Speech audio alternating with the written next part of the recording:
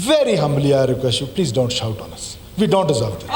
आप एक मिनट इतनी इज्जतदार है जितने हम हैं, क्या हम पर शाउट करेंगे तो ये क्या मुनासिब अंदाज है? पिछली असम्बली में इस पर गौर व हौज किया होगा, हमसे बेहतर किया होगा। तो अगर आपका इसका भी इख्तलाफी पॉइंट है ज़रूर उसको रेज करें। जनाब स्पीकर जी एक मिनट होल्ड करें, उसको सीएम साहब को बोलने दें।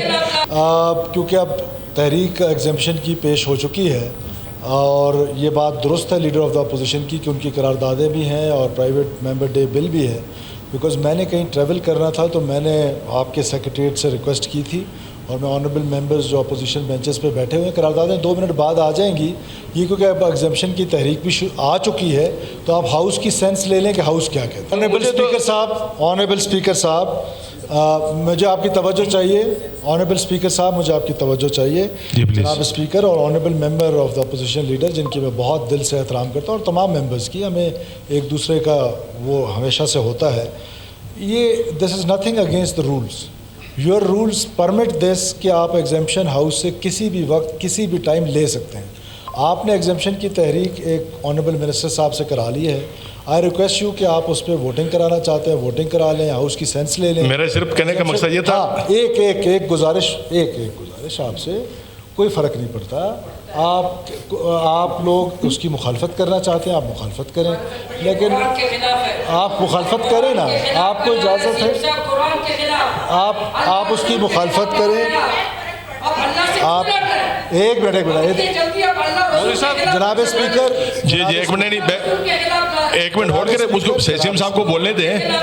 मौलवी साहब बोलने दें, फिर आप बोलेगा। जी स्पीकर जी इस तरह पर्सनल कमेंट्स करना, मैं एक सेकंड, ये मौलाना साहब आवाज़ ऊंची करने से दलील नहीं बनती है। आवाज़ ऊंची करना मुझे भी आता है और मेरे कोलीग्स को भी आता है।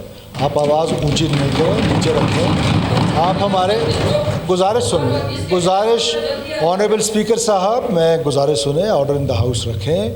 आप मेहरबानी करें, आप हमारे अच्छे कोलीग हैं, आप अपनी बारी पर इस पर स्पीच भी कर सकते हैं, आप इस पर इख्तलाफ भी कर सकते हैं। लॉ बनाना पार्लियामेंट का काम है और अक्सरियत का काम है कि लॉ बनाना। आवाज़ नीचे रखें, एक दूसरे से महज़ब अंदाज में बात करें। हम सब एक दूसरे के दोस्त हैं। इस हॉल से निकल के दोबारा हमने इकट्ठे होना है, तो बजाय इसके कि एक दूसरे से दस्तो गरेबान हो और ऊंची आवाज़ में बात करें। नेशनल असम्बली ऑफ पाकिस्तान जो कि कस्टोडियन है पूरे पाकिस्तान की, पार्लियामेंट जो है वो पूरे पाकिस्तान की नुमाइंदा हॉल है। नेशनल असम्बली से ये पास हो चुका है, सिंध असम्बली से ये पास हो चुका है। तो मेरा कहने का मतलब है कि नेशनल असम्बली में इस पर गौर व हौज किया होगा, हमसे बेहतर किया होगा। तो अगर आपका इसका भी इख्तलाफी पॉइंट है ज़रूर उसको रेज़ करें, वो आपका that is your right, that is your political right, that is your constitutional right. But my humble request is please low down your voice, don't shout on us, we don't deserve to be shouted. आप अपना मौक़िफ़ ज़रूर रखें। आपके मौक़िफ़ के लिए speaker साहब जब आपको मौका दें आप रखें। एक एग्जामिशन की तहरीक आई है, अभी तक तो वो बिल नहीं आया है, फ़िलहाल तो एग्जामिशन की तहरीक आई है। एग्जामिशन की तहरीक पे लॉ और रूल्स के मुताबिक आप वोटिंग कराना चाहें या हाउस की सेंस हाँ या ना में ले लें, दैट इज़ योर चॉइस।